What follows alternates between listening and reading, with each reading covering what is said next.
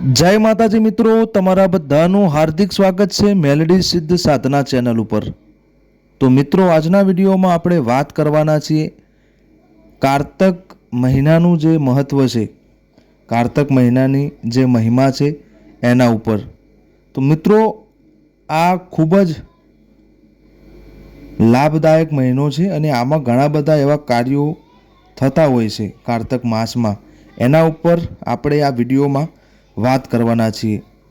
તમે ઘણી જગ્યાએ સાંભળ્યું હશે કે આપણા કોઈ પૂર્વજ બન્યા હોય, બરાબર, તો એના બેસણા કારતક મહિનામાં થાય છે, પણ કેવી રીતે થાય છે એ કોઈને ખ્યાલ હોતો નથી, કઈ રીતે કરવા અને કેમના એમને બેસાડવા।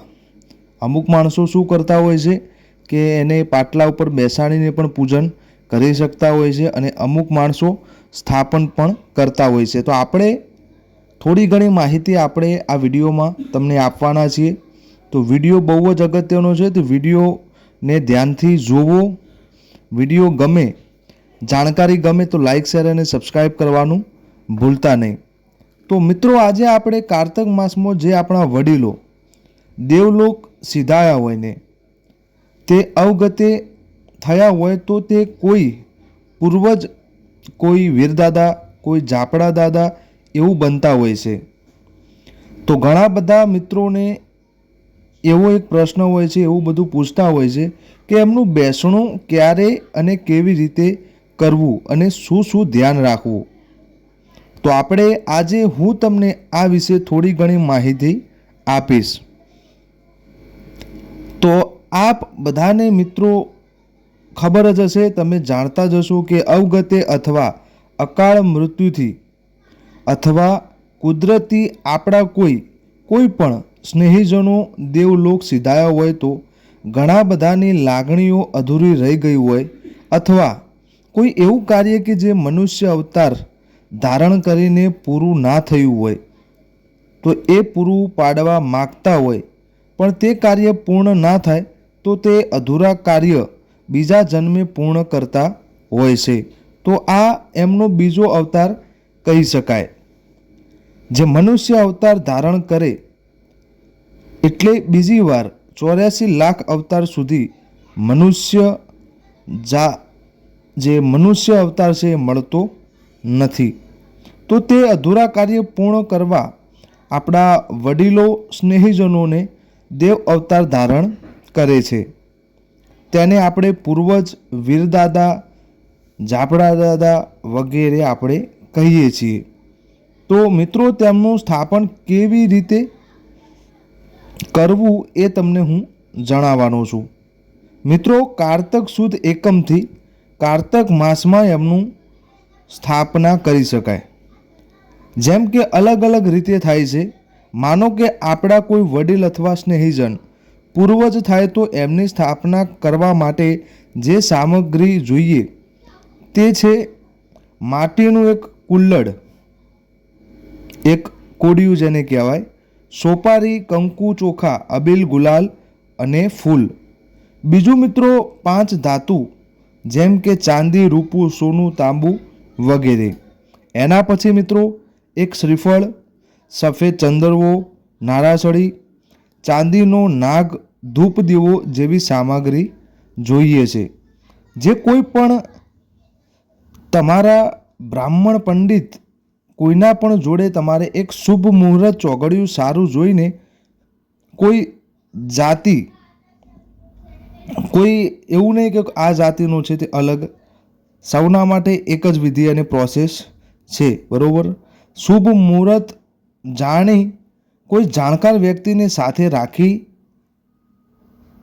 પંડિત અથવા બ્રાહ્મણ દ્વારા બતાવેલ વિધિ પ્રમાણે તેમનું સ્થાપન કરવું ને તેમાં ખાસ ધ્યાન રાખવું કે આપણા પૂર્વજનું સ્થાપનની ઈંટ આપણા પરિવારના સભ્ય નાખી શકે। કોઈ ભુવા કે ભગત જોડે ઈંટ સ્થાપન કરાવવી જોઈએ નહીં।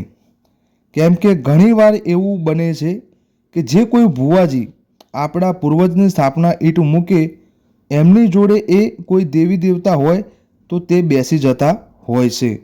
એટલે ખાસ ધ્યાન રાખવું જોઈએ કે આગળ આપણને કે આપણા બાળકો પરિવારને કોઈ તકલીફ ના આવે એટલે ઈંટ પાટલી કે માટલી આપણે જાતે જ સ્થાપના કરવી જોઈએ. અમુક મિત્રો કેવું હોય છે, ઘણા બધા માણસોને આ જાણકારી જ હોતી નથી. એના લીધે શું કરતા હોય કે કોઈ ભુવાજી, કોઈ ભગત દ્વારા એમને જાણવામાં આવે કે તમારા કોઈ સ્નેહીજન, તમારા કોઈ વડીલ પૂર્વજ બન્યા છે, તો આમની સ્થાપના તમારે કરવી પડશે.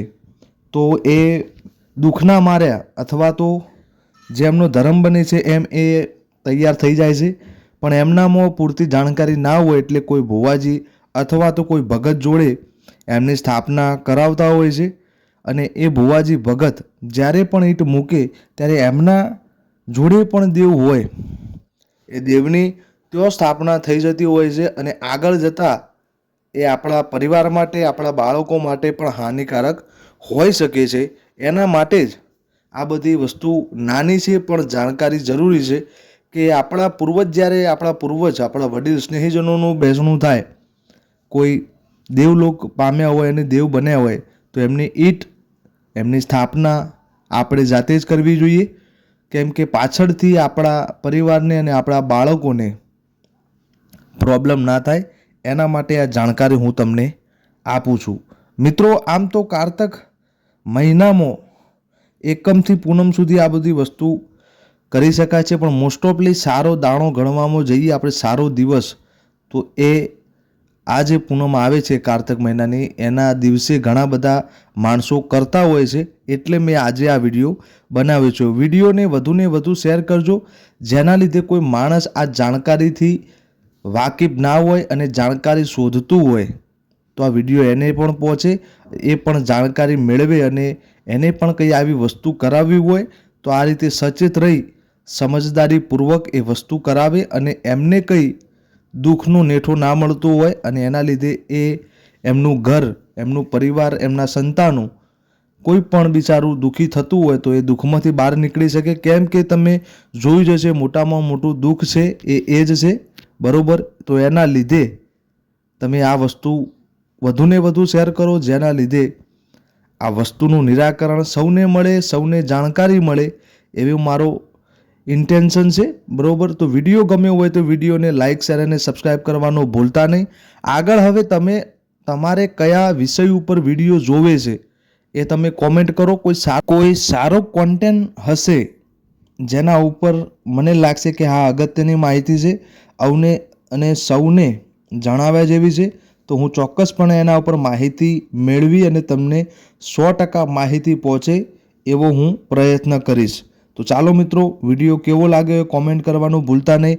વધુને વધુ શેર કરો અને ચેનલ ઉપર નવા હોય તો લાઇક, શેર અને સબસ્ક્રાઈબ કરવાનું ભૂલતા નહીં. તો ચાલો મિત્રો, મળીએ હવે નવા વિડીયો સાથે. ત્યાં સુધી જય માતાજી, જય મેલડીમાં, હર હર મહાદેવ.